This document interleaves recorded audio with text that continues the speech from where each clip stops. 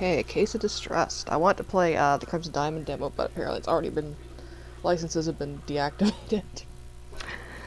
So sad. I want to just... what I was gonna mostly do was see if I could save with just regular text instead of entering numbers, because it crashed the 2 times I tried to save with numbers.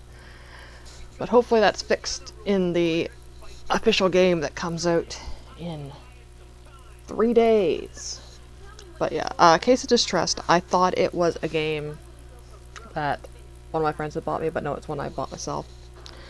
It really hates being windowed. It messed up, and when it closes, it glitches out until, like, the sound like the last, like, note, it sounds like brrr. So, who knows with this game. I tried playing window. It really does not like being windowed. It does not like, you know, switching window, like, you know, using, like, Windows to go back to the desktop, switching windows. It does not like that. And I find the most is really liking this, but yeah, I've had this for years. I've had this probably, like, for quite a while. I can double check, actually.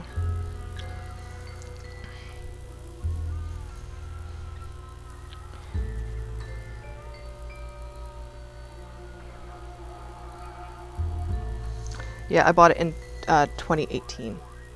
So yeah. I guess I could change the sound.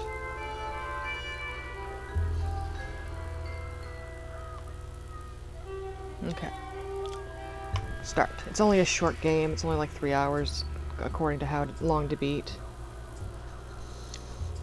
So I figured it was on the same vein as the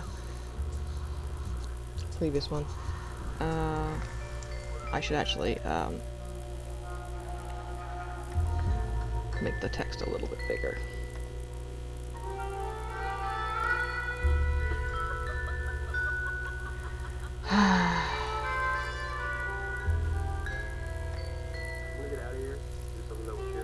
Rude. All I have tried to do is whatever it takes to get us back to our lives.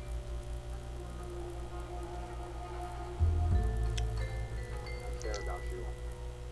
You admire you. And I'm falling in love with you. But yeah, this was one of the games that was, like, it seemed really interesting and it was short. I was like, I'll play this, and then I never fucking played it. So yeah.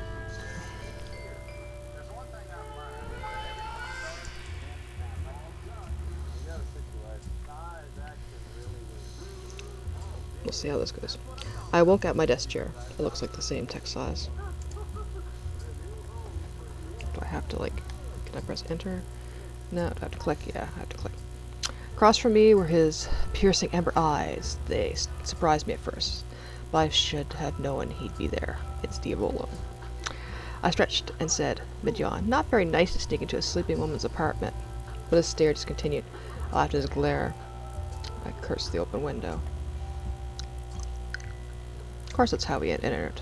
I'd hoped he'd finally rest my eyes for a while, but fate often disagrees with me.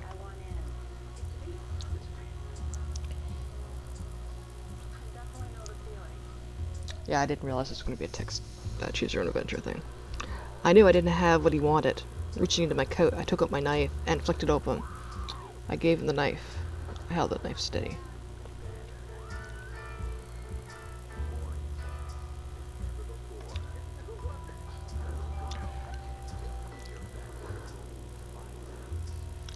Held the knife steady while staring back at him. Look, I said, nodding towards the desk. That's all there is. Take it or leave it. But Detective knows when she's beat, and I knew then he wanted to search the place. And that's what he would do. I sighed, knowing my weakness for his type. All right, I said. Let's look. Let out of a gleeful meow in victory. I cut a piece of my apple that the cat had rejected. Always a sore winner, I jabbed. But I was smiling too, because I was telling the truth. There was absolutely no other food in my apartment.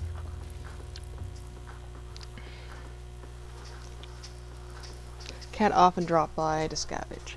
Made a lot of noise when he thought I was holding out on him, but right now the place was clean empty, no food anywhere.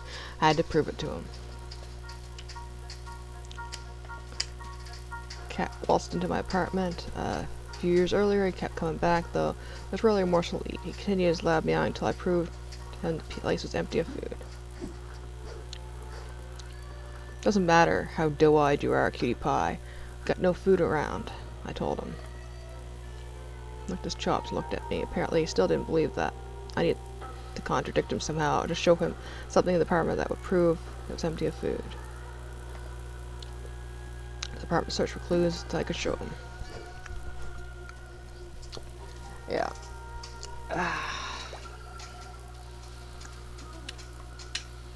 Kept a small statue underneath the side table. It had been police evidence in a crime. Its owner hadn't wanted it back. I took shine to it, so I snagged it for myself on the way out of the apartment.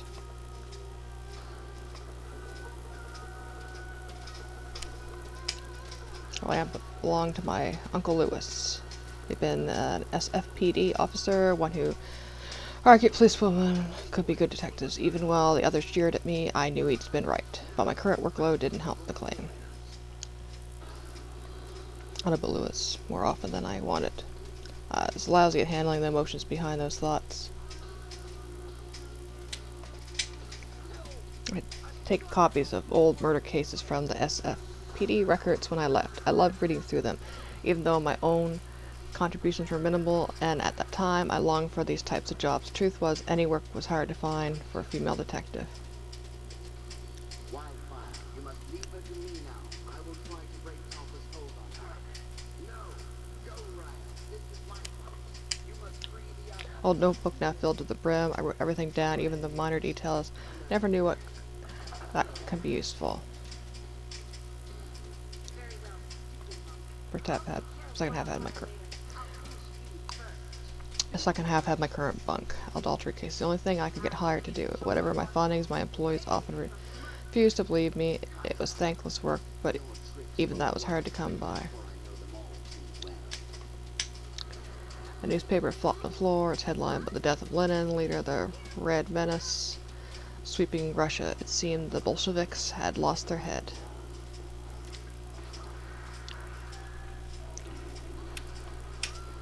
Regular white icebox, tinged yellow with age, half blocked the kitchen doorway. My income rarely kept much stocked in it, and right now it was empty.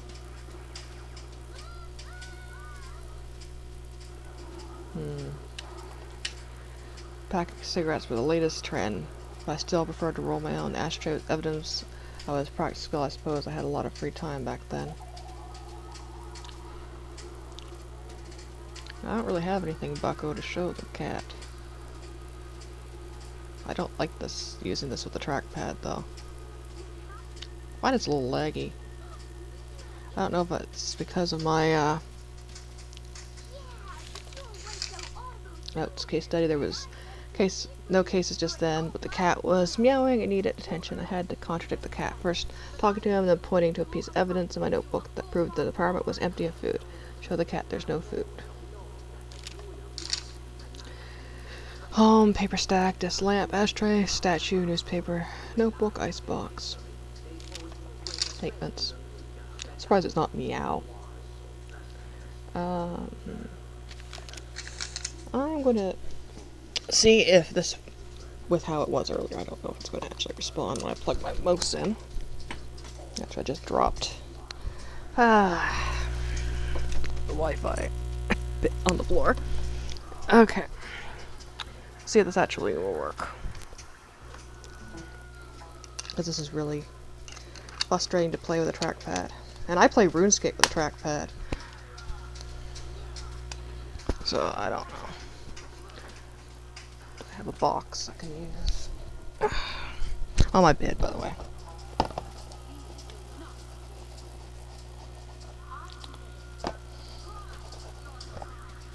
Nope. Oh, and the trackpad's not responding either.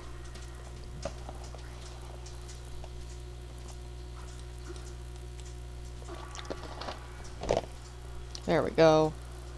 Look at that go. Okay, this is going to be a lot easier. Door outside were all I left now, though. The cat would start wailing so loud I could complaints from the neighbors. No one needed convincing that before I could leave. Yeah.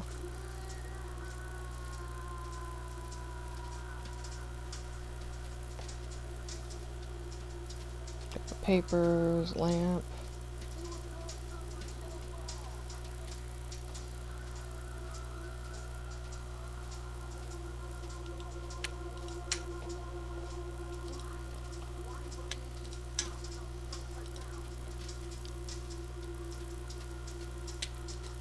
Guess you can't go back and look.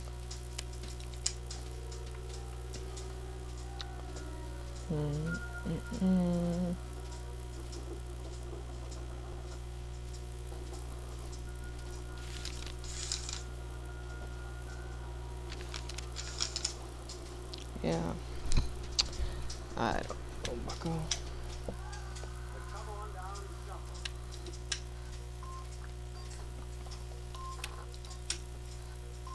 Stop right here. Come on down. I'll just talk to him, show him that I have nothing. So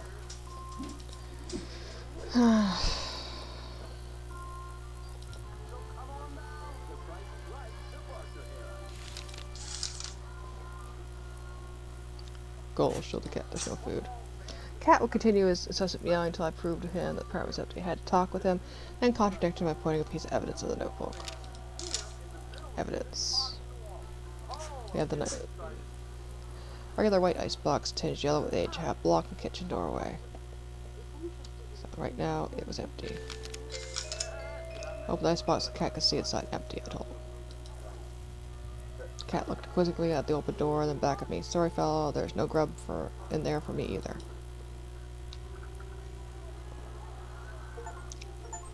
I guess that was it. I got a Steve achievement for that. Stared at me with eyes as disappointed as I felt. Those big yellows always got to my soul. Thoughts of my family filled my head. My sister. My sister Muriel had sent a letter with an update on her life to Chicago. She and her husband had just purchased a new home outside the bluster of the city.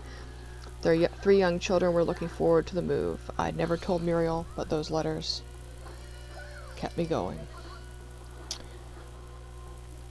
Hearing about my family, however remote, helped me cope with the isolation I was feeling. I refused to accept it myself back then, but perhaps Muriel had known anyway. My sister had the ordinary lifestyle that I had rejected. I wanted to change the world, to bring justice to victims, especially the ones who no longer had a voice. But I was helping advance the cause with the types of cases coming my way. My mind spiraled into the usual series of questions. Had I even impacted the women's movement? Had I made any change in the society at all? Was my plotting career worth losing traditional happiness? What was the point in the life I had chose?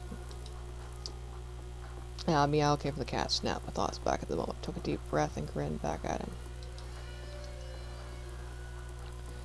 Guess you can scram now, I said. You can scream now. Nobody's gonna come knocking with food for you, fella. Nope, there's food. The doorway was the regrettable, familiar face of Connor Green. I stared at him. A hired hand for whoever needed a job done, but the Green snitched whenever he was put in a squeeze. Working the beat, I remembered that all too well. Remarkably, the underground had been blind to it, but Green wasn't particularly assiduous. I was certain the criminal rank would eventually plug him. He looked at me through the doorway with a coy smile. Why ain't you gonna invite me inside? I let him through. Let him through the door before closing it. Hey now, he said, looking at my apartment. You know, this clutter might turn off some customers. Maybe not me, though. So that was his angle. Hire me as a detective. I wondered what a bootlegger would need with a private eye, but he answered with a prompt. I'll make this quick. I can't take this to the hog house or the pigs would laugh at me out. And the other ducks just aren't as tipting. He grinned wider. Thought this would be going to be quick, I said. Started rolling a cigarette. That was quick. I already rolled and lighted a second smoke when Green finally finished his story. I know the important bits in my book. And started with a letter, slipped under the door in a white envelope. Envelope contained a single typewritten leaf. which he handed to me. It read, "End your game or we'll end you." It had no signature except ending with only a small scribble at the bottom right corner that resembled a black hand. Oh, a black hand. They know what he did. Green had led a new rum running scheme. Connection from Vancouver. He'd given a sample to Tawny Paul, the gangster who ran the Tin Spoon speakeasy for the mob boss Jerry Ferry. I agreed to buy in for more. Green surmised the letter was about his rum running. I tried to change the text size in this, and I don't think it did, because this is really small for how I'm sitting with the mouse. His suspicion, Redstone Stable, another bootlegger, sending the letter. He told me that Stable ran a barbershop during the day and gave me the address.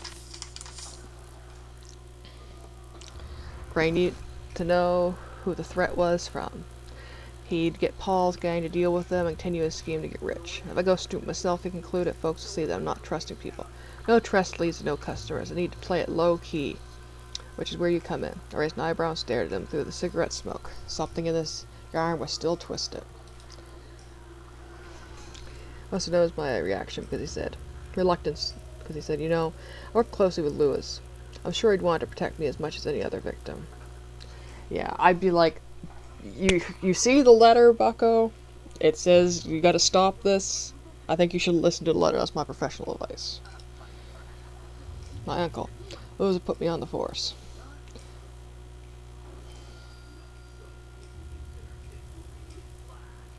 I'm still searching for answers. After his death, he'd been a man obsessed with helping victims and bringing justice to those beyond salvation. With that ethos, I never understood how he could have taken his own life. Those thoughts haunted me. I quit the FSPD and started my own practice, taking his philosophy. Was Green worth my time? Would it be worth Lewis's? Green had tipped off to my uncle in a few cases. I wondered if that was enough to warrant my protection. Before I could think past my headache, he threw a bill in my lap. Keep the scene out as a retainer, and don't worry about getting in touch. I'll find you later for a chat. He walked out the front door, and I let him go. If he was willing to give me $100 and no commitment, I wouldn't stop him. Turned back to the apartment. Still confused about the whole story. My headache wasn't helping either. Whenever I lacked clarity, a trip to Southern Coffee was usually the cure. I'm going to say goodbye to the cat. Cat waltzed into the apartment a few years ago, and it kept coming back, though there's rarely a morsel to eat. Well, take my notebook, can I? Oh. Okay, can I...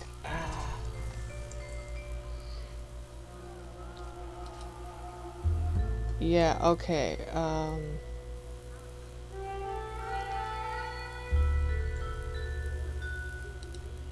Yeah, you can't just exit that, but I can save.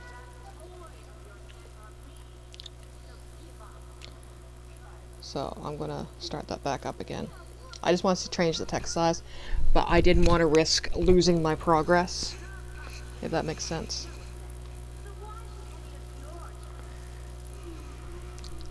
Yeah, I had this really cute mouse that I got from Minnesota. One time I went to Halifax. My adopted sister took me there, and I got some really cute stuff, but this mouse is like perfect. It fits in my hand perfectly. It's pink and white, and it's uses battery instead of having to charge it, so I can take it places like on trips and stuff, use a rechargeable battery in it. It's great. It's perfect. So I use it quite a bit. But I've usually have been using the trackpad lately because I've just been playing.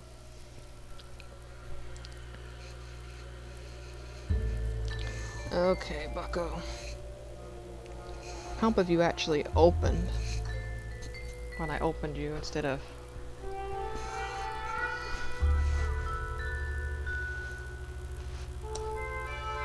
There we go. Yeah, it, what it did is it opened, but it didn't open as the active app, and because of my problem earlier with it being windowed, it really did not want me to deal with that. Okay, settings.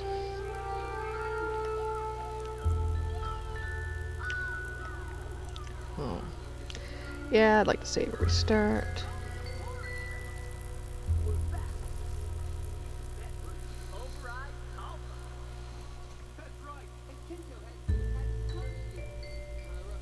I'll see if I remember my progress.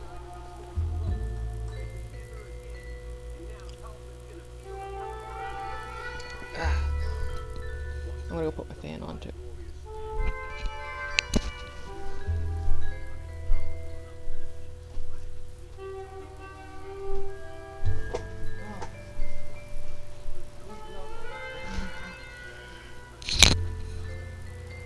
Yeah, I just knocked over my compost bags and stuff. Continue. Connor Green had just given me a case that involved his bootleg. I still wasn't sure if he'd been worth my time, so I'd head to the Southern Coffee and consult with Frankie. Personally, I'd tell him to get lost. At least it has a recap. I mounted a gold plate on the outside that read, P.C. Malone, Private Investigator. There's only one place I need to clear my head. The coffee. Southern Coffee was basement dive. It wasn't modern, hip, or ever busy. It was my favorite place to down some paint, especially in the company of the best bartender in the city.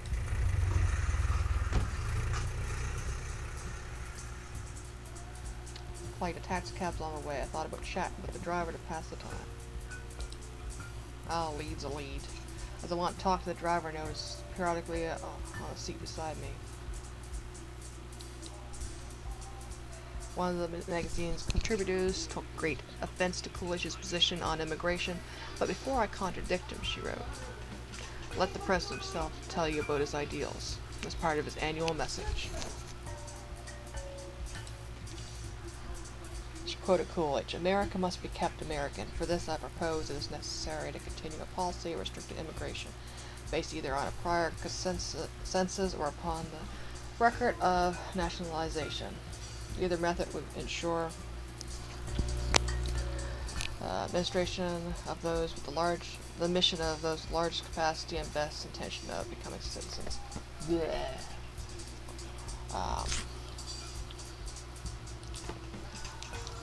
Speech claims left in the face to many recent immigrants. For those among them do not have the best intentions. For how many of those among them do not have the best intentions, or words only harden the opinions of the xenophobes who quiver at the prosperous idea of a Bolshevik revolution. Yeah, we're right in the middle of Red Scare, I guess. Perhaps in modern cities such talk is brushed aside. Of course, the president is only means to keep away the criminal ranks. But cast a glance to rural America and observe the change in tone. Where foreign is anyone not white and Protestant, it is there that President Coolidge does exactly his aim. Stroke the fires of division to gain the voice of the majority vote. Vote of the majority. Encourage the democracy of hate. Yeah, it's weird playing this now, after, so between 2018 and how things have gone since then. Taxicab halted at my destination. I left the magazine on the seat and stepped out. Southern Coffee was an automat diner. Fuck yes! Automat! Okay.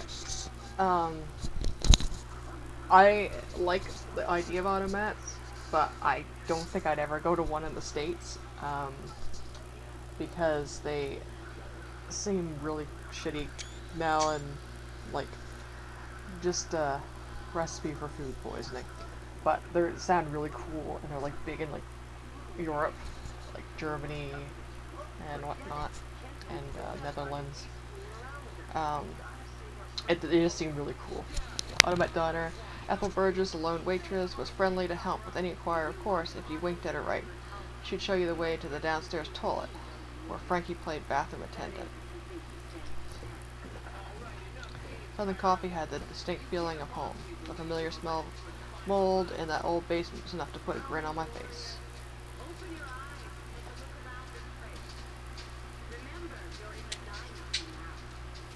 Frankie had a bond with that old shaker at the end of the bar. I was surprised he hadn't named it. He could sling a mean drink, though he only used the good liquor if he liked you. Frankie liked me.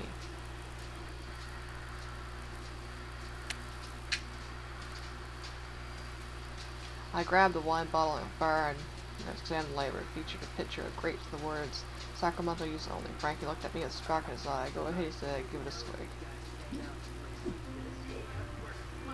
Grabbed half an empty glass and had been next to the bottle, swirled it with cotton between my gums. A bit spicy, ain't it? Frankie asked. I shook my head. Too much. I had too much. He scoffed and grabbed the bottle from me, turning it through his hands. I suppose you only like the bootleg paint. Well, I'll have you know that rabble charged more than a nickel for this beauty. Only the type of Napa wine is made from Zinfandel grapes. It had a unique aroma. I've been trying to learn about wine. It seemed everyone had their stuff, but me. You know that Frankie had said about the origin of the grapes. He sat on the back of the bar. Since when do you know grapes? Since when do you know grapes? Misguided. Frankie let out a belly laugh. Some of these grapes are older than you, Malone, and I have known about them since I was a small tot. It's why I'm good at my job, you know. Frankie sighed. Too bad more folks can't taste them. That woman's league is the devil.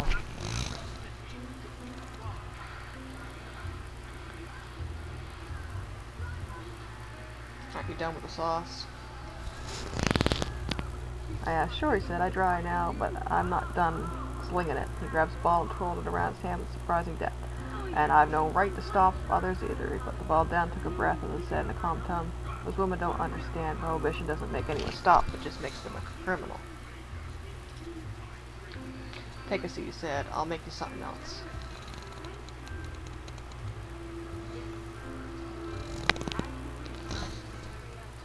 Give it a decent picture. With the seals and a few decades earlier, sometimes you speak witfully these days, but his arms were much more used to slinging bottles now. Sat at the bar. We got the Spooks PC, he asked. You're worn out by a catcher's mitt? Suppose my exhaustion showed. I want $100 for nothing, and I can't let it go. I told Frankie about the case. Threatening letter sent to Connor Green, and assumed it was retaliation for his bootlegging, but his suspicion of Redstone stable. The story took longer than I wanted, Frankie showing genuine interest.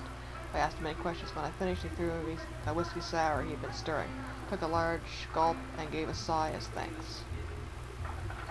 Well, Green's case is better than most of what you're given, he said with enthusiasm. At least not more than that adultery bunk. Sure, replied, but I started with a goal in mind. What's the point of helping a man like Green? Frank clicked his tongue of teeth. Lawyer or priest? What's the matter? Let me ask you, are the clients you have now the types you want to help? I admitted they weren't. I told him that I'd wanted more from my detecting life. It could be that Green's case shoots your career forward. Alone. I sighed and stared down at my drink. But my daze was interrupted by the basement door opening and slamming shut. What? Oh, it actually did do it. A small, blustering woman began marching towards me. She was wearing a light blue cloche hat with a gray ribbon tilted back on her head. She's a Steam icon for this game. A scarf of similar blue draped around her neck, but I was startled by what she wore under it, a gray trench coat that looked too large for a frame, exactly like the one that had belonged to Lewis. She hurled insults at me for a while. All I could do was sit and take it until she ran out of gas and started breathing heavily. I sat with a drink on the bar and looked her in the eyes. I studied her features. Studied her features more thoroughly. It was plain she was a knockout. Now that she had finished shrieking, beyond the latest blush and lipstick, she had the natural soft skin and bright eyes perpetually desired by the opposite sex. While I was eyeing her, she caught her breath and started her tirade. On the wife of that bum which sneaks into your bed. I asked him, the cat? But humor wasn't her angle, and she launched into another poetic stanza. And you just left your sty this morning, finally, and that was when I gathered she was Connor Green's wife. Mrs. Green, I'm a PI, not a home wrecker, and I don't think your husband in his line of business would want to bed a dick anyhow. Her look was pure incredulity. A woman in that line of work, she questioned? I don't believe it. Prove it.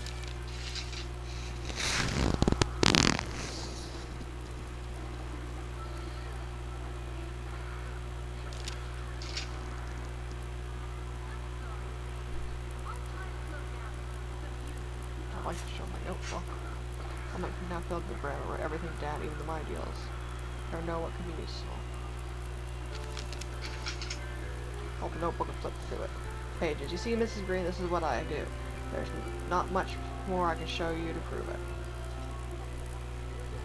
Still took more coaxing for her to believe me, but eventually she came around. She seemed grateful that I explained it to her. Apparently, she'd seen her husband leave my apartment.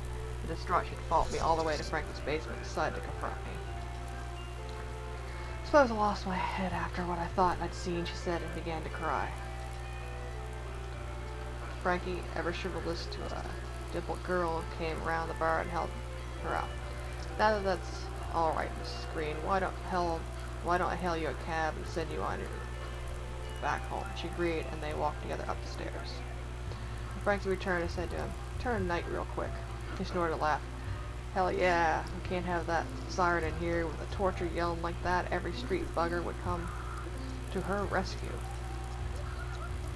Mrs. Green is a torch singer? Well, I learned she was Mrs. Connor Green just now. When she came in here, I only seen her at Little Fanny singing lead for the jazz band at the Tin Spoon. Tin Spoon, I said. Tin Paul's joint? That's where Green is selling his liquor. Say, you don't think that's where she met her husband? I laughed. You're a real sleuth, Frankie. He made a sarcastic bow. Shook my head. You're telling me escort little torturer out here just to avoid a bit of hot water? Frank flushed and said, "What do you talk about, Malone? I was never good with emotions, but it was plain that Frankie had instantly fallen for the girl. So, have I had more squeeze out of her?" I asked. "What more could you possibly want from little Fanny? She can't have anything to do with Green's mess." Can I check my notes?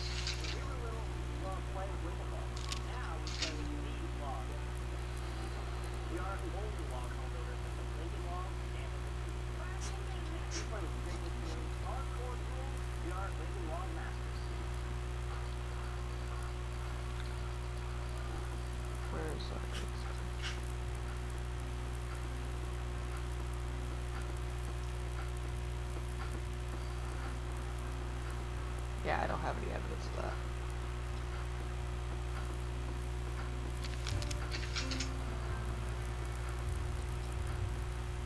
I considered Frankie's point. Maybe she was. I'm related to this case. He shrugged and stood up from the bar stool. What happened was quite the ruckus. It seemed like my cue to move along. Once I asked Frank to lend me some cash from the register. He growled some fears that I decided not to ask again. I didn't think his employees knows before I got it back, but maybe he just wanted to save me from myself.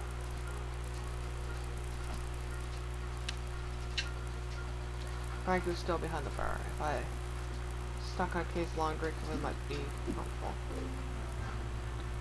Frankie, what's eating you, kitty ass?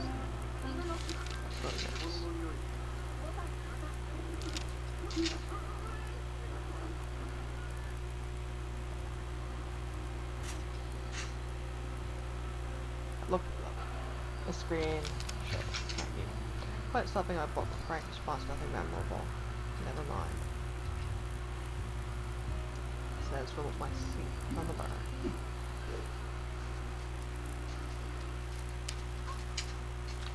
Some more stairs led to the outside world. Wait. Yeah, I don't like how the saving is in this game. Was it loading or did it crash? Heading upstairs, Frank called me. "What are you going to do?" "I've been thinking about her sister. And that letter she had written to me. In some ways, her life sounded appealing, but I knew I'd never be satisfied with it. I steel myself.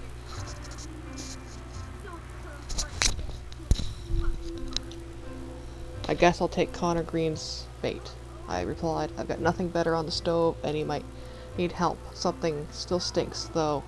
"What's your plan?" Frankie asked. "The way I see it, I have 3 goals right now." I just realized I had my microphone in, it's one of, like headphones, I have a microphone on one side. I had the wrong side in my ear, so I don't know if any of that picked up. Green hired me for a job. Find the guy who wrote the letter. That's the basic part. "But you want more," said Frankie. Nodded. "Green's a shady character. I have to learn about him. Who's this guy? Digging his past. I can't go back to him blind. And then there's something about his bootlegging. How'd Green get a connection like that? What's the source exactly? Squeezing that lemon might give me some more juice. Sounds alright, he replied. So what are you off to? I've got 3 leads. The bootlegging stable who Green claims sent him the letter, the Tin Spoon Lounge where I might learn about Green's rum running schemes, and Mrs. Green who will give me more dirt on her husband. Frankie nodded his approval. Well, if you're ever stuck, come back and see me. We can never solve anything without talking it over. I smiled and went up the stairs. Where to go next?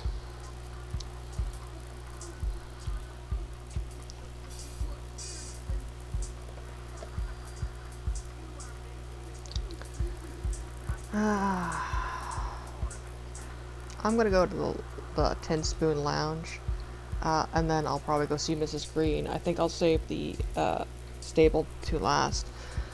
The Tin Spoon Lounge is a speakeasy North Beach run by Tiny Paul, the gangster that Green had put in with. I'd never been there. The mob keeps a tight lip on their own houses. I figured it'd be a good place to chase Green's bootlegging story.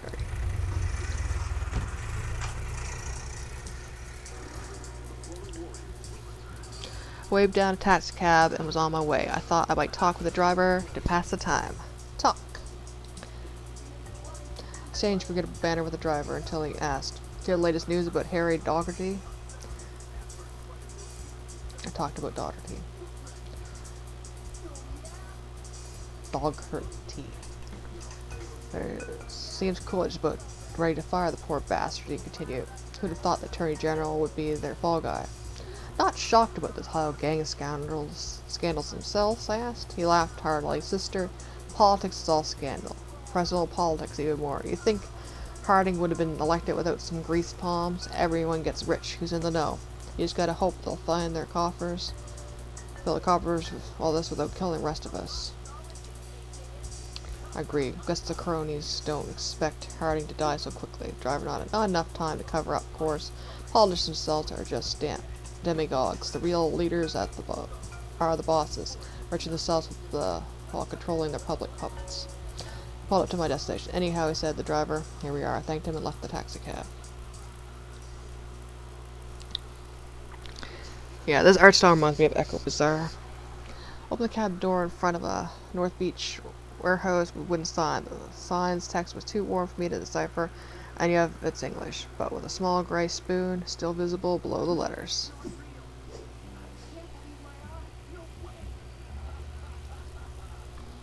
I rapped my knuckles twice on the large metal door. Panel just above my head slid sideways to reveal a pair of eyes. Those are eyebrows.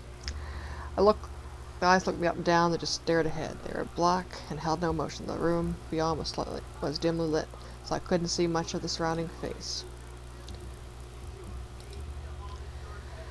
I cleared my throat when a rumbling voice emerged from behind the door. Fill full your cups, feel no distress, and all our great thoughts drinking less. I looked at the eyes, still unmoving. I understood. The doorman wanted a password. I might have something in my notes that could help.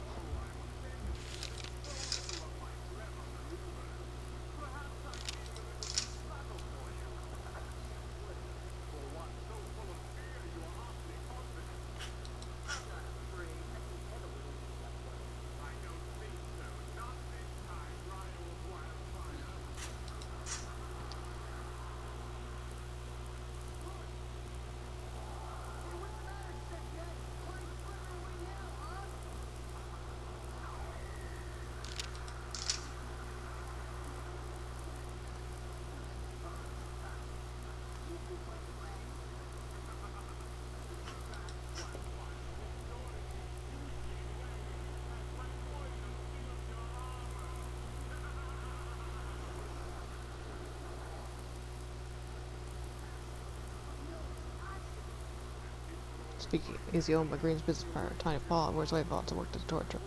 Or I could visit Green's wife at their home. Stay silent. I'll have to beat the small window so it's shut with a thud. Prohibition was a joke in San Francisco, and most speakeasies would just let anyone through the door, but the mob weren't as relaxed as their rules. I knew I wouldn't enter until I had said the correct password. I wondered who I could ask about speakeasy password. We're gonna go see Mrs. Green then. Green's host must contain more clues about his past. For some reason, a threatening letter could come his way, and if I got lucky, Miss Green would be there to pump with more questions.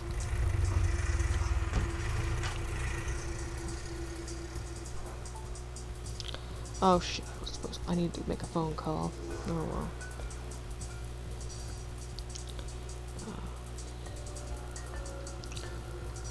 Yeah, I have a prescription that I have, and I think they only hold it.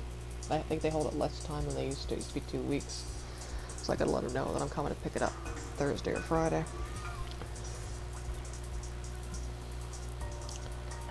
My poor Panoproprazole. Started with some idle banter with the young driver. For my last drive for the day. After that, picking up my girl, heading over to Tightwad Hill for the game. Asked about Tightwad Hill. You don't know much about college ball, huh? That new stadium they built for the Berkeley last year. I think it's over 70,000, marble, modern construction, and the team ain't bad either. That's a Memorial Stadium, I said. It cost over $1 million to build it. How's it related to any hill? Well, the geniuses built the stadium next to a large mound. Now, why would I pay good money to get into the place when I can watch the whole game just fine from that hill? See if others think the same way too. So many of us, they dubbed it Tightwad Hill. The girls don't mind being outside. You kidding me? Laugh. The floppers love it up there. We could picnic and drink some gin without being cramped onto wood benches. It suits both of us just fine. Well, I hope the home team takes it, I said. We stepped in front of the destination. He grinned. Don't matter, it'll be a ride anyway. I thanked him and stepped out. The Greens' apart was a section of old Western Addition mansion. The owners had divided up for struggling families to rent for after the 1906 fire. Once downtown had been rebuilt, people had means moved out of the area. Recent immigrants, mainly from Japan, rented most of the apartments in this part of town.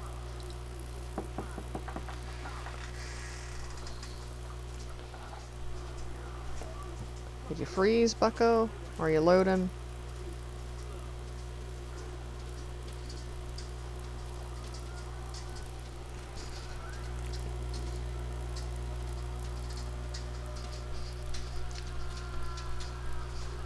Maybe.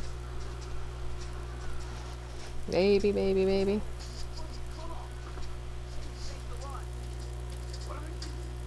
Yes, Simon Newton. Come to me now.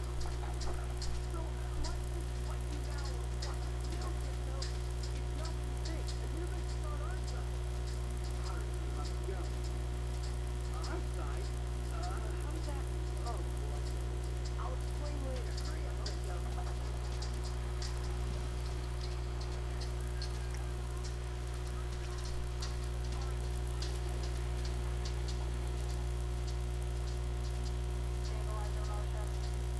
Mayday, this is Whale 05. They stood a very real chance of hitting a mountain. Mayday! It's actually just inverted upside down. Beyond the capability of the airplanes to do that. This actually does not have happened. They have one shot to save the plane for all of you. Here we go! Yeah.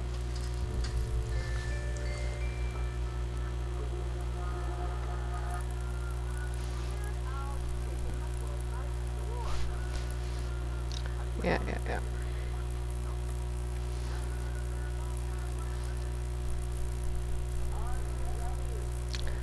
Not very friendly now. Case of Distrust. Don't like being windowed. You bug out. You don't like your sound. At least it didn't play a horrible screeching sound when I closed it this time.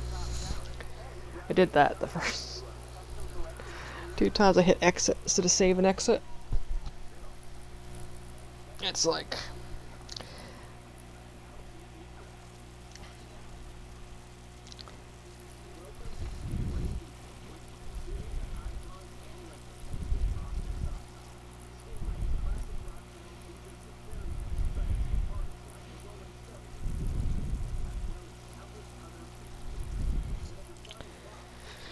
We'll see.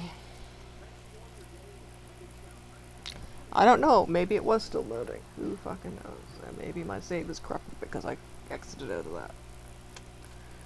No idea. We'll find out. Double XP end it.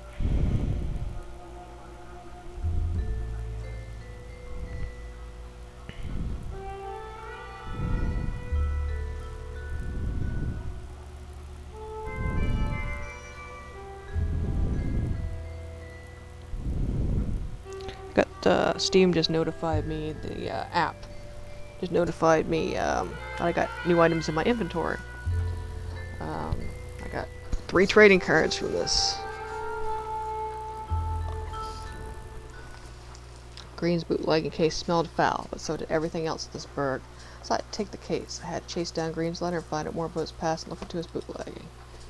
Oh, excuse me, I headed to the front door, but didn't get a response.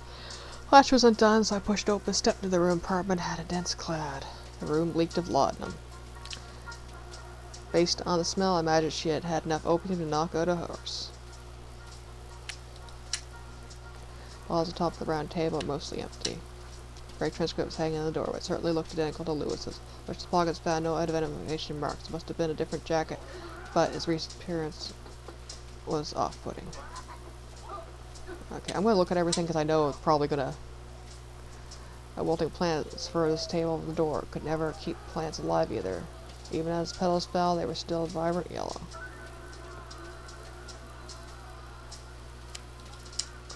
Spent the door to the backmost table, and there were 2 train tickets. Mumbled St. Louis himself and some clacking voice of Mr. Green. Ha, forgot about moving Connor.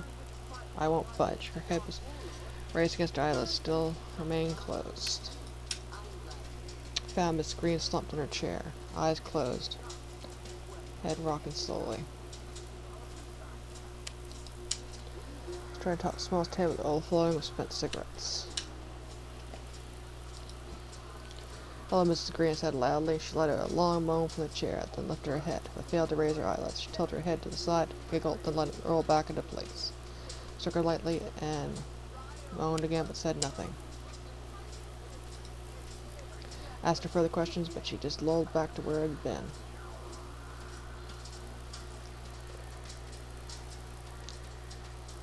There was nothing else she'd say. Empty balls were strewn around the apartment. I brought it under my nose and smelled the distinct aroma of laudanum, opium mixed with booze, a harsh tonic. Anything else I can examine here? I think we call the police, bucko. Head rocking salt. Said nothing more. Well, we're gonna go get help then. Just dwarfed enough to prevent the front door from completely closing. Leave. Debate where to go next.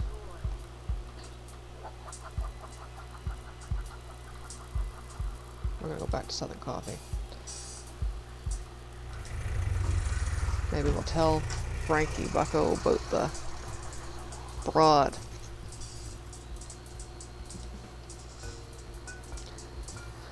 Jovial middle-aged man, joking, laughing off the conversation, turned to my profession. A working girl, he said, and his mane hardened slightly. Such a dangerous gig. I told him it wasn't as bad as he probably thought. Well, I'm a bit old-fashioned when it comes to these things. To me, motherhood is most saintly work. I'm sad many flappers turning it away. I disagreed. Sure, being a mother isn't easy, I said, but women should have the right to choose her work, and there's no reason she can't do both. He tissed a couple of times, said, What for? Have niece thinks the same as you. Problem is, working girl earns half what her husband gets, and she won't ever go as far. Mrs. President's not in 100 years, and then the poor girl comes home drained as the last drop of whiskey. Now she's too tired, who's left to cook or clean for the children? Can't both be parents. Can't both the parents share responsibility? He nodded vigorously, of course. I didn't mean that. Father plays no role. Raise a family is a full-time gig. Why strain at marriage? It's no wonder divorce is so common. What happened to the children of a broken home? Are we giving up our values for a new roadster? I hate to see what the young ones are after us might do. Might burn the entire world down. I pulled up to my destination. I nodded thanks and left the taxicab. Get bent, bucko.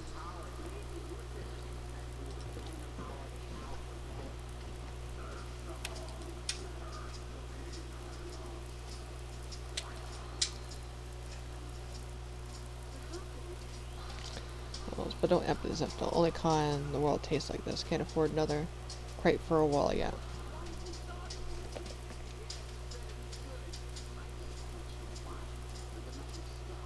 Oh, stool. Stools were crooked warm. My usual one was in the center of the room. I could sit on it for hours. Frankie had yarn to spin, of course. The sauce helped keep me placed too. Might be helpful. You said you were gonna make me something, Bucko, so can we do the cocktail shaker? Bomb with that old shaker. He surprised he had named it. Frankie.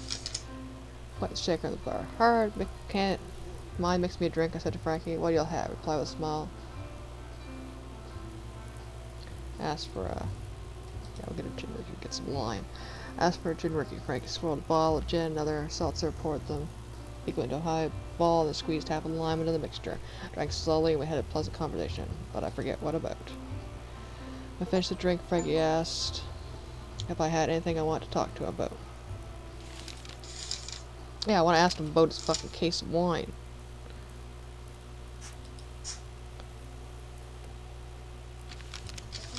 Said you couldn't get another case, couldn't afford it. Where are you getting it in Prohibition, Bucko? Shared earlier, I started. I was definitely amused. Best great for me. Local to California, no. I know you aren't having any more. Thought about what else I speak to him about.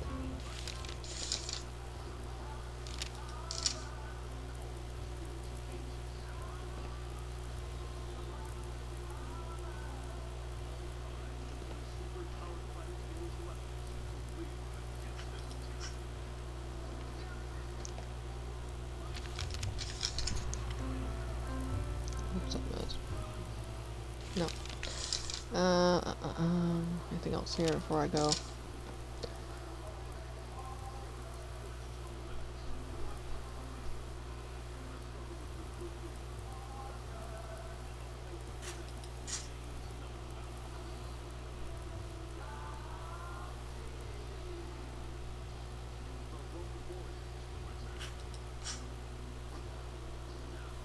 I want to see if he knows anything about this. About Redstone Stable. This man Green pointed you towards, Frankie asked. Possible still knows something about this mess. Great, I thought about what else I could ask Frankie.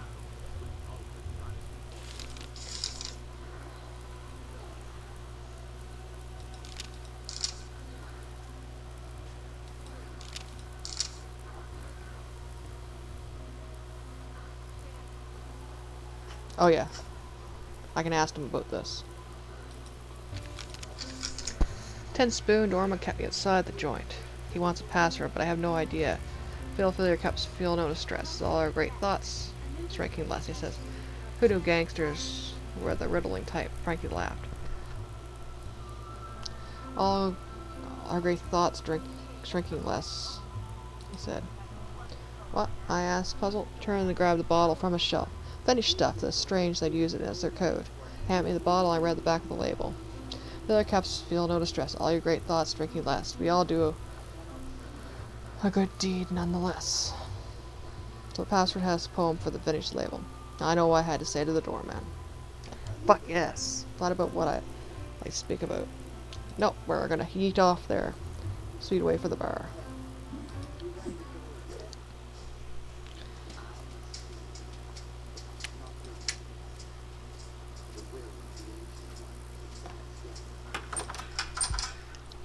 Yeah, okay.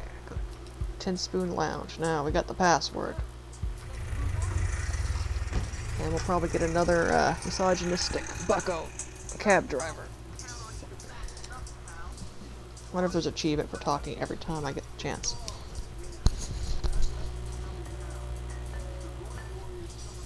Oh, some weather, ain't it? He said with a southern drawl. San Francisco, I replied. Speck of fog and bring a jacket. Wish I'd known that coming from Missouri. Maybe I would have stayed on the river. It's always a transplant to the city. Or Missouri. Where are you from? I asked. Little town called Hannibal. Same place as Mark Twain. Though by the time I was born, he moved to bigger parts of the country.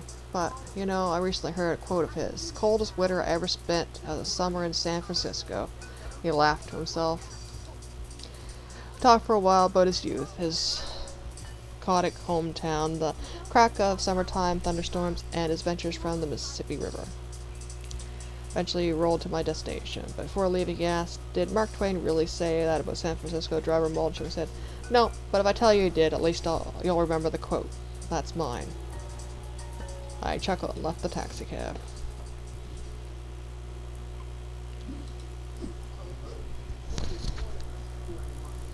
Wrapped my knuckles on the metal door.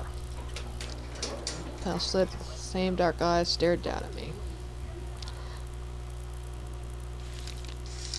We got some evidence this time.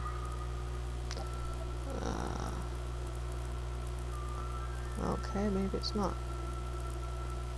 Statements, maybe? Okay, 10 spoons, correct password. There we go.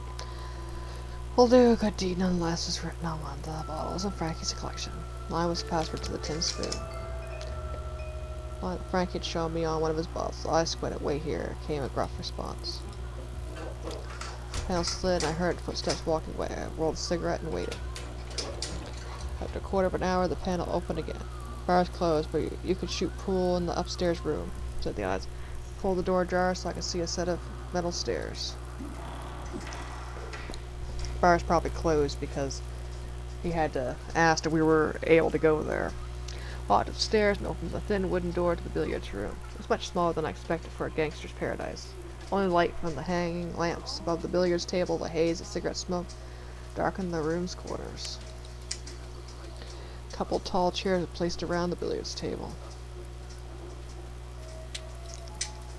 Rack on the wall held 5 cues.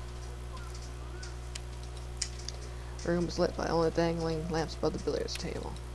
The whole table was focused on the space, the light reflecting on the smooth green surface tinted the din. I saw a tall, broad-shouldered man playing the table by himself. Based on Frankie's description, I gathered this was Tiny Paul.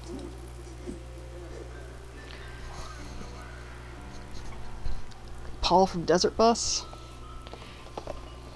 Cleared my throat to get him to look at me, and followed with a casual, "Are you going to take a shot?" He looked up straight, rested his cue on the table, and looked at me sideways. It was a petulant look of a boy forced to play with his younger sibling. "Hello," he said. His voice was deep. I asked him more about billiards. "Thing is," he said in his baritone, "once you clear more balls than the other guy, you've got more crap in your way. Billiards is all about navigating through the crap. I never shot much pool, but I figured he might like more of it if I feigned interest. I considered lying to him, telling him what I played a lot. I'll stick to cards." I didn't. Yeah, we're gonna be honest. Yeah, we got capital P and it stands for pool. I didn't lie to him just then. "Stud, black checker bridge," he asked hoarsely. Raised my eyebrows and showed me a sheepy grin. "A gambler plays them all." Continued with cracking his knuckles. "Well, I don't think you're here for a game." I asked about green. "How's the gamble in that wine?" He grunted. "Green setting it up. Where the muscle? What more is there?" "You like green?" I asked. The wrinkles on his brow deepened. "Like or dislike, it won't matter sometimes. I work with what I'm given, and he's given a good lead. I suppose that's what you're here, Malone. Thought you'd know me too. The doorman must have looked me up. The bay talks fast." "Anyhow," I said, eyeing the billiards table, "you need anything else from me if you want something better, ask specific. Mobsters never failed to grate on my nerves. He wouldn't tell me anything else I pushed him with that I already know."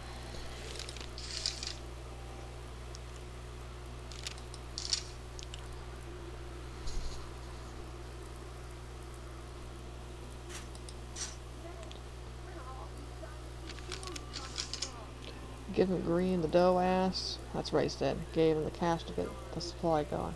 "Or I gave him the money. Aren't you afraid he's going to run out on you?" I asked. "I'm not going to run out on the mob." "Suppose you know that less than I thought." "Well, just get it straight. That kid's right under my thumb. No way he'd get out of town alive if we're setting up our source." Turned his gaze back to the pool table. "Anything else?"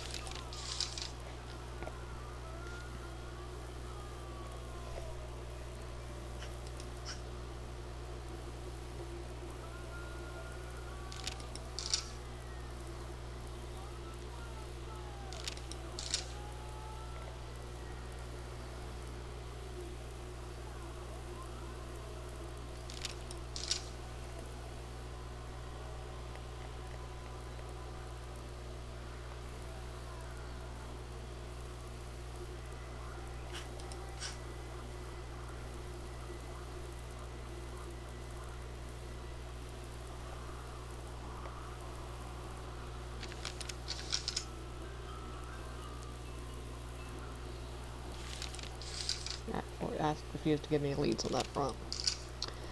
Uh, uh, uh.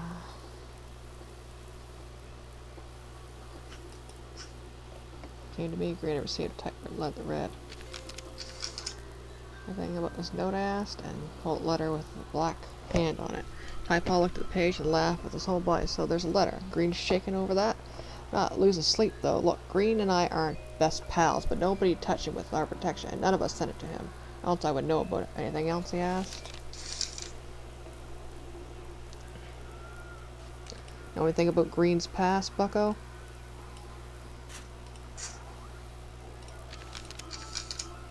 Know anything about Green's past? Asked him. He's a local kid, I think. Been around the lounge a while. Ross knows him better than I do. Boss knows him better.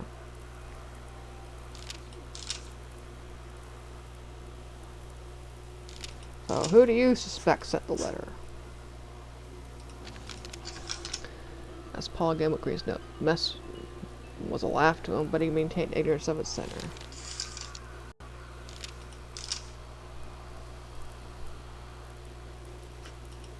Well, I asked about Mrs. Green. Green's wife was a torture here, I asked. Paul smiled. With the pipe she's got built into that body, she's the reason some fella's coming back to the joint.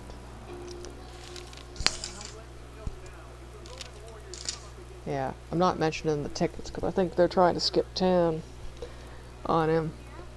I'm a little bit worried about the guy. Hey, Mia! Yeah, they're okay. Don't you worry, baby. God was better. You don't see what good you're doing here. I asked about Redstone Stable. About Redstone Stable, I asked? Name replied. But why all the gossip? Tell you more about himself. Don't give me anything on him. Why would I do that? He shook his head and asked anything else.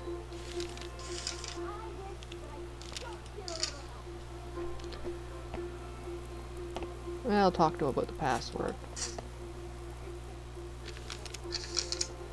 I'll do a good deed, nonetheless, I repeated to Paul. I make an old liquor slogan your password. Paul smiled. An old liquor slogan? That's rich. And here I thought you dicks were supposed to be learned. That's the question about. It's called The Drinking Song, a poem by Thomas Hardy, an old Brit. Ask more about the poem. It's all about men thinking we're the top of the chain and slowly understanding we aren't. All our thoughts, all our theories amount to nothing. We're just apes floating in the wide ocean of space. How would we possibly cope with that? How do you even know what we are now? Hell with that. Take your mind off it, have a drink, and do something good. Not a bad code if you ask me. Held my head, neither agreeing nor disagreeing, but simply impressed by Paul's knowledge of Victorian poetry. Alright, that's enough of a lesson. Is there anything else you want to ask, or can I get back to this? He mentioned the village table. Let's see if there's anything else I want to ask him first. I think we're pretty much done here, because I don't want to tip him off to Mrs. Green about the, that they're trying to yeet away with the train tickets.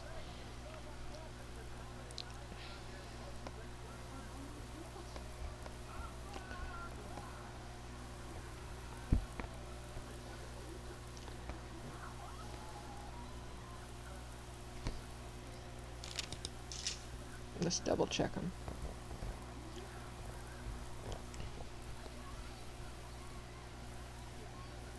Actually, yeah, I'll ask about the wine.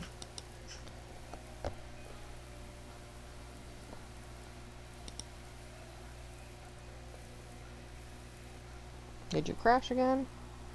Maybe I shouldn't have asked this. Okay, there we go. Deal with any of this, he asked. Tried to press further, but I got nothing for his side. Apparently eager to get back to his game. Anything else? Okay. I think we're pretty much done. So I want to tip off about that.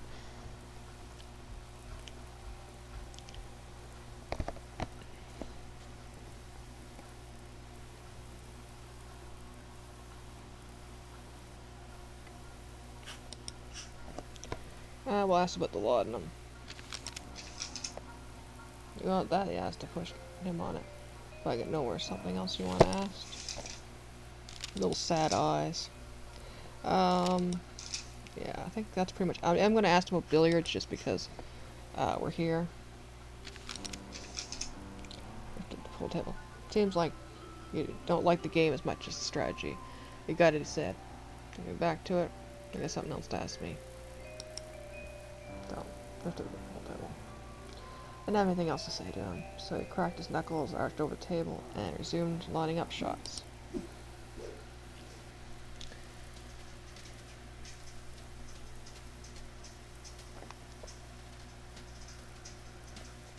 Yeah, I don't think there's anything else we can do here. Ask about the chairs, maybe. Oh, no, that's not it. There's the door, okay. The stairs to the street.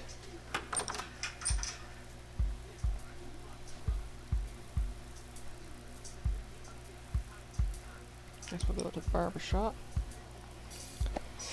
And I have a feeling I'm going to lose all this progress. Green had suspected at Redstone Stable, sending him a letter apparently Stable owned a barber shop in the financial district. I figured there would be no harm asking Stable about it directly. Go here.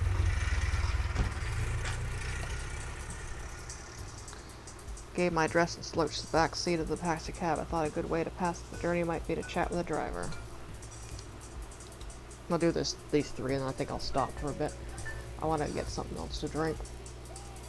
And check on the cats. I gave them supper before I came in to play.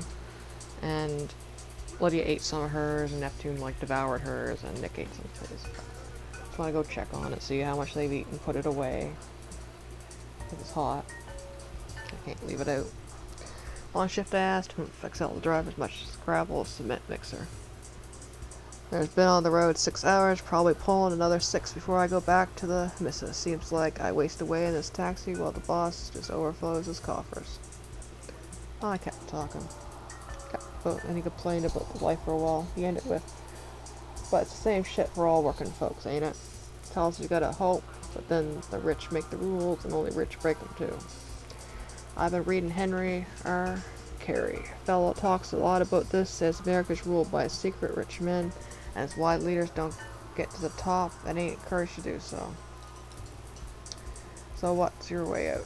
He smiled. Keep reading, stay sharp, become one of the rich men. The great thing about America, anyone can get there.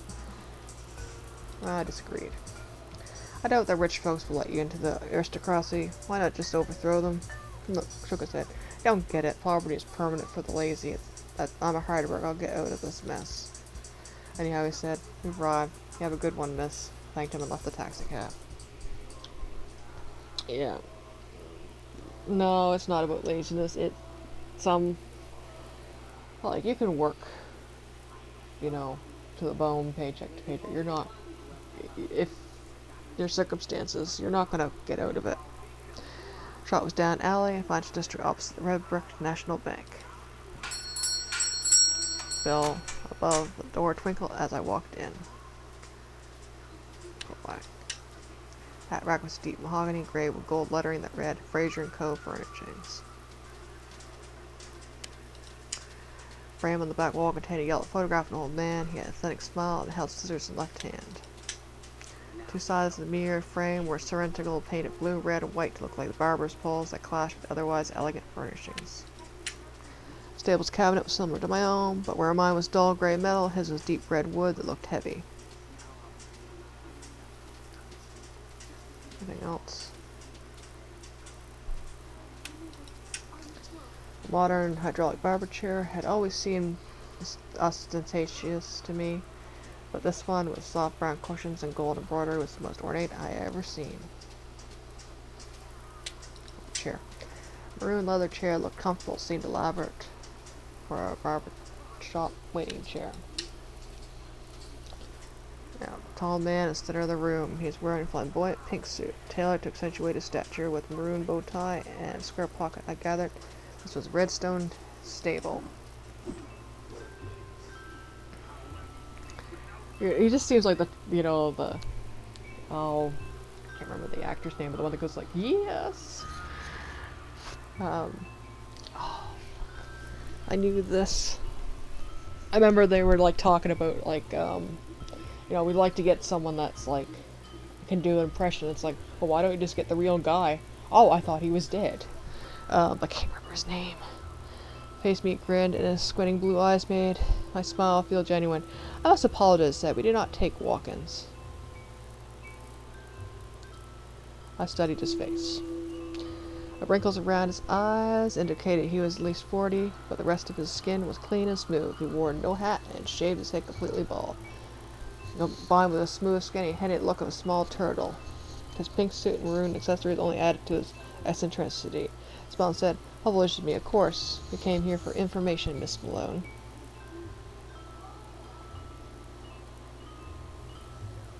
Well, how about a drink? I asked, to get to the start. Right. Stable's eyes lit up and laughed. You are completely unlike the other sleuths. He poured me whiskey and handed it to me. As I gulped it, he asked why I was there, with genuine curiosity in his voice.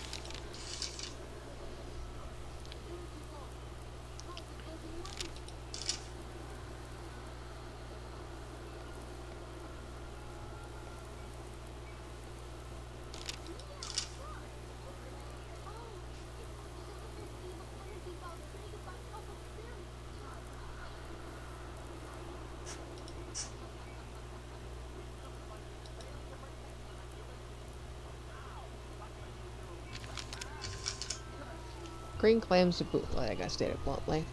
As Green did waiver his response. Would you hang me on Connor Green's claims? I may partake in some gambling, and I may have a talent for it, but it's nothing illegal, I assure you. And yet you know nothing about Green's own bootleg, he asked. Devil shook his head. I doubted he would ever answer a question straight. Oh, Miss Maloney smiled. Look at anything else?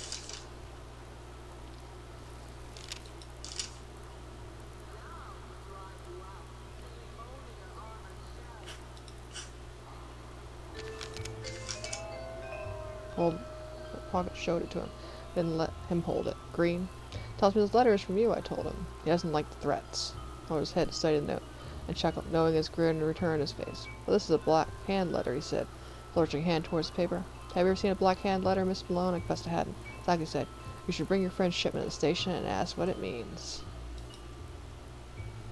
Shipman had been one of my uncle's regular partners in the device rackets. I wonder what Shipman would have to do with Green's case.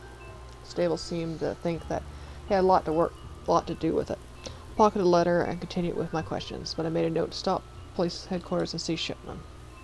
Oh, Mr. Long smiled. Will there be anything else?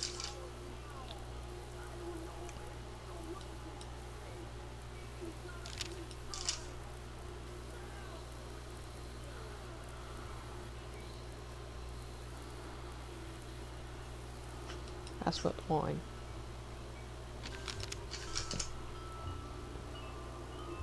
Oh. Oh.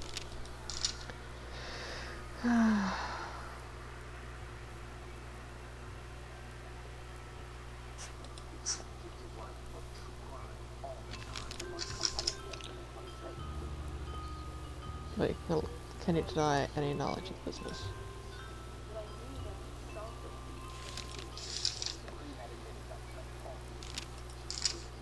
Yeah, I don't think there's anything else here. Oh, we can actually ask about the picture. Put the picture on the wall. That's the old man. That old man, I asked. Stable turned to look at the photograph. No, that was my grandfather taken near the end of his life. But why did you hang it in here? First family owned by my grandfather started humble beginnings. My Zadie taught me about being hard work and dedication. I am humbled by reminders of him. Almost blown. Yeah, we're gonna ask him about his stuff in his shop now. Ask about the barber chair. Why not give me a cut? I asked. You don't see clients around Stable. I'm sorry, Miss Maloney smiled. To be completely honest, my gambling business scum. Accum give me a decent living. On their own, the barber shop is a hobby. I only give haircuts to close friends. And I can't be a close friend.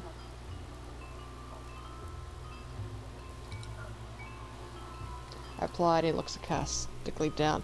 Stable laughed. We only have just met, Miss Malone. Perhaps another time.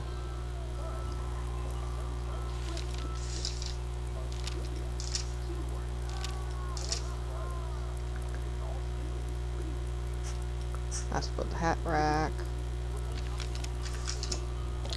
Not furniture. Elegant trappings for a barber. Math's never my strong subject, but I can't see a barber make enough for all this smell. Yes, I have other methods of curing wealth, but I do not engage in illicit activities. That is your implication. Now, I don't think we're going to get anything else about this.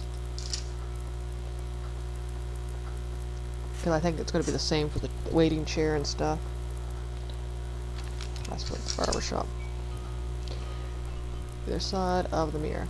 That mirror is a sore thumb, I said. You seem to have a sort of camp stable. Perhaps he agreed, but that mirror also belonged to my Zadie, and I enjoy any reminders of him. As a further question about his grandfather, but still refused to elaborate. Nothing. We'll just double check before I leave, because I don't think there's anything else.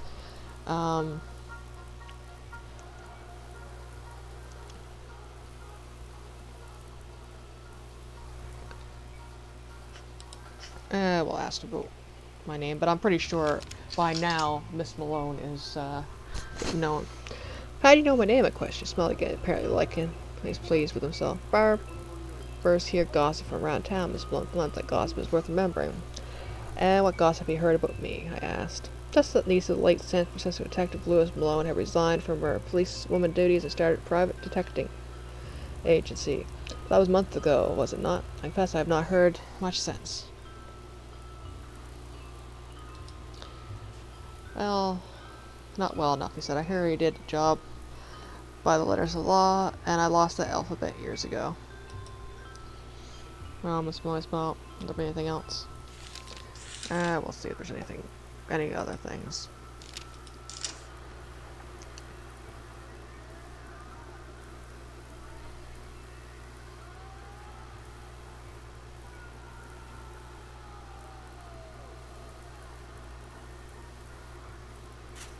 I'll ask about Tin Spoon. I'll ask about Little Fanny.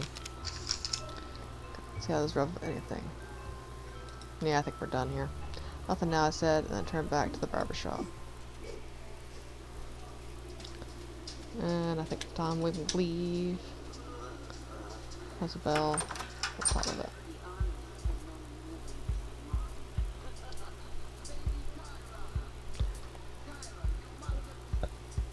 Oh, excuse me. I'm heartburn too. That's another reason I'm gonna leave.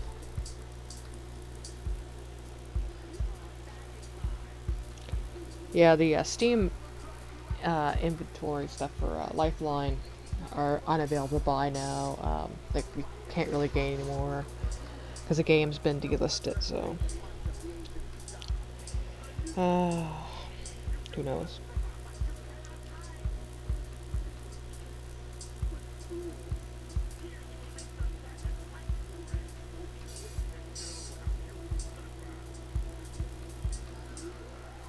Yeah, I think we're going to head to the police station, but I'm going to save after I start going. I always dreaded visiting the PD after I'd flown the coop, and I was no mood right now, but if Shipman did know something about Green's note, I had to chase it.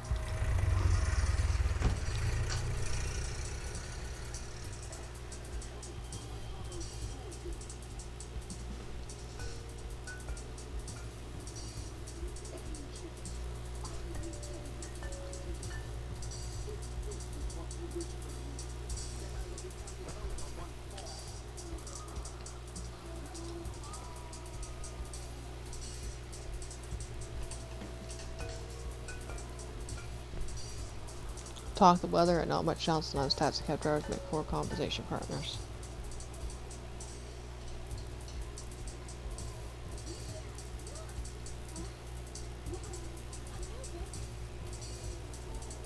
I think there's only like 10 achievements, so I must be getting, I've gotten like 4 or 5 now.